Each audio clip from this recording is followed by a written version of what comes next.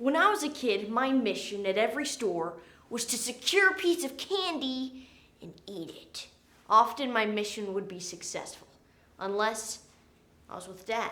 Whether the Hershey bar was 20 cents or $3, Dad always said no. This perplexed my young mind. Why won't Dad let me get it?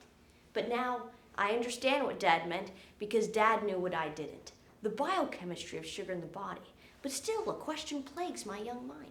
If sugar is so bad for us, then why does everyone eat it? We're going to answer this through 3 questions. Firstly, is sugar as bad as they say? Secondly, if the sugar companies are to be trusted? And lastly, just why we eat so much of it.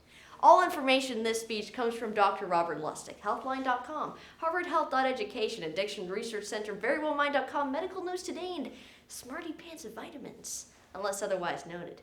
Now, before we begin, allow me to establish that when we talk about sugar in the context of your health, we aren't talking about those sweet strawberries you tossed on your salad for lunch or banana at breakfast.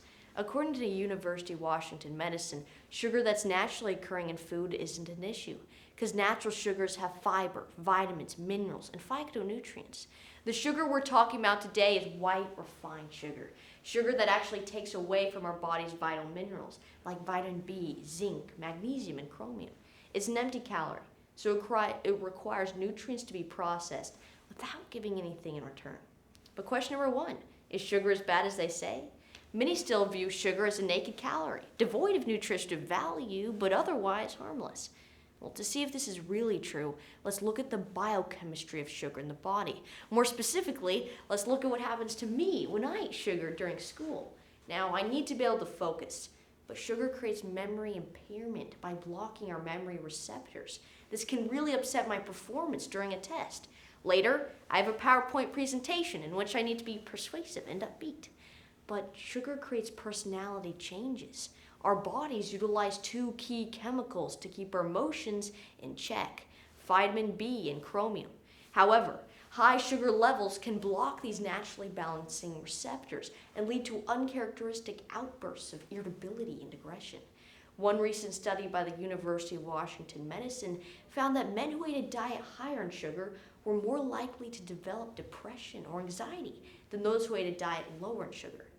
But the greatest drawback would be immune system suppression. The sugar in my body will decrease my body's ability to produce white blood cells. These white blood cells help keep our immune system strong by fighting off harmful bacteria. But sugar actually feeds those pathogens and will thus create a weakened immune system. But is sugar bad for us in the short term and the long term? I mean overall. Well, to fully conclude, let's look at what Dr. Robert Lustig has to say, a pediatric endocrinologist, best known for his work promoting anti-sugar diets. Quote, "Sugar is poison. It is a chronic, dose-dependent hepatoliver toxin," end quote. And that concludes sugar's bad for us. But this answer only leads to another question. What do the sugar industries have to say about this? Question number 2, are they to be trusted? Well, in order to answer this, let's look at what happened in the 1970s. In 1975, for nearly a decade, the whole world had turned its nose up at sugar. Scientists began viewing sugar as a cause for obesity, diabetes, and heart disease. Sugar intake had declined by 12% in just the last 2 years. But the sugar industry was not going to take this lying down. They did what any self-respecting, multi-billion-dollar industry would do. They hired an ad agency to sway public opinion in their favor. Just like how in 1937, Philip Morris advertisements claimed cigarettes were actually good for you. The sugar industry did the exact same thing. They used the tobacco-style tactic to ensure that government agencies would dismiss any troubling health claims about their product.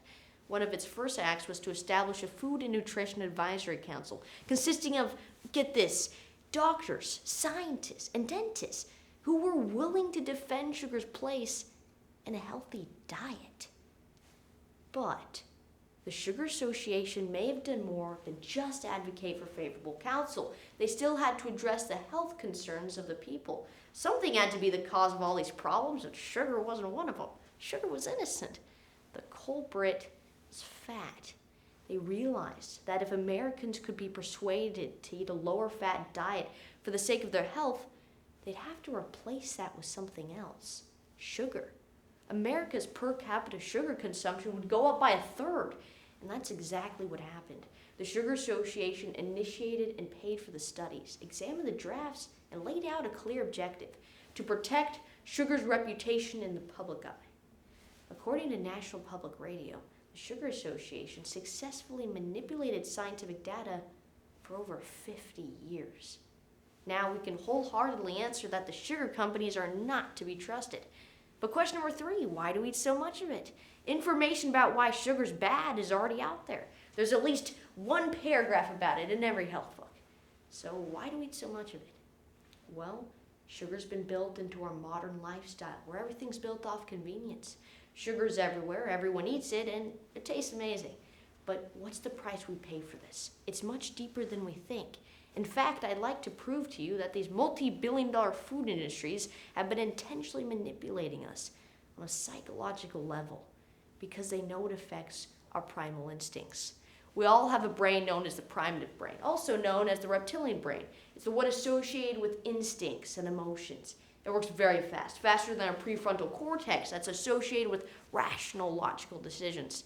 In fact, it often hijacks any logical decision-making process, especially when we're stressed. This is why we chase that chocolate cookie at 4 p.m. after a stressful day. Before we realize what we're doing, we've already finished eating it. And the sugar companies know this. They've studied how our brain works. So they created a dangerous and lethal mechanism, a powerful plan that guarantees consistent sales. They don't just use brain manipulation, they use mind and body cultivation. Combined with the powers of convenience and taste, this strategy is known as addiction. This addiction can be explained as a cycle, perpetually becoming stronger and stronger every time we ingest and consume sugar. The cycle continues with a craving for more sugar to replenish its loss, along with a displeasurable sensation. With time, the body will increase the amount of sugar one consumes in order to increase the release of opioid and dopamine levels that gave you the same satisfying sensation you had in the beginning. The multi-billion-dollar food industry doesn't want you to give up on sugar because their sales depend on it. But these facts about old sugar cases still reverberate today in both how we see sugar's impact on the body and how science is done. According to Mary Nestle, a New York food policy professor, quote, "Is it really true that food companies intentionally manipulate scientific data in their favor? Yes, it is, and the practice continues," end quote. Nestle has been documenting the instances where food companies fund nutrition studies that overwhelmingly return the results in their favor. And the sugar industry was just one example. Now, although sugar is everywhere, there are still healthier options out there. For example, fruits and dairy products contain natural sugars. The body digests these at a slower rate, making them a lasting source of energy. Compared to white sugar, organic cane sugar is much less processed and retains more nutrients present in the cane juice. My personal favorite sweetener would be coconut sugar. It tastes great and retains even more nutrients like iron, zinc, and magnesium. But today, as I stand before you, these answers are now in your hands. The sugar companies are corrupt, so corrupt that they intentionally manipulated scientific data for over 50 years. And now, it's been built into our modern lifestyle without us even realizing it. Proverbs 25:16 says, quote, "Have you found honey? Eat as much as you need, lest you be filled with it and vomit," end quote. Now notice how it says as much as you need and not as much as you want. Sugar should be taken in moderation because we must consider the health of our bodies, our temple of Christ. Now, these days when I go to the store with Dad, I have a new mission: to analyze, inspect, and scrutinize the products available. And for the most part, my mission is successful. Thank you.